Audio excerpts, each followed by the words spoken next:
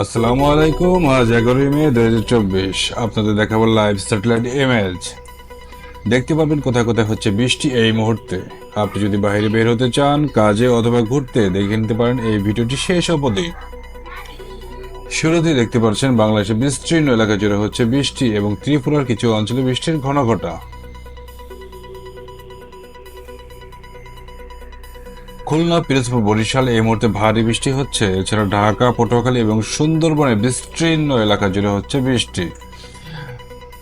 রাঙ্গামাটি, ত্রিপুরা এবং ফেনীতে মাঝামাঝি মাঝারি ধরনের বৃষ্টি লক্ষ্য করা যাচ্ছে।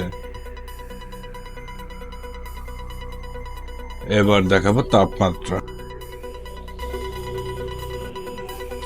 Dhaka 30, Chattogram 31, Khulna 31 degree Celsius. বঙ্গোপসাগরের সুন্দরবন উপকূলীয় অঞ্চলে বাতাস বিক্ষিপ্তভাবে চলাচল করছে এবং এটা কোনো ভালো লক্ষণ নয়। এই এলাকার তাপমাত্রা অস্বাভাবিক রকম কম।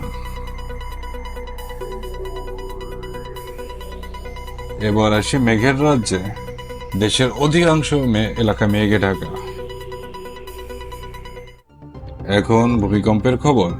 তাইওয়ানে আজ বড় ধরনের ভূমিকম্প হয়েছে 5.4।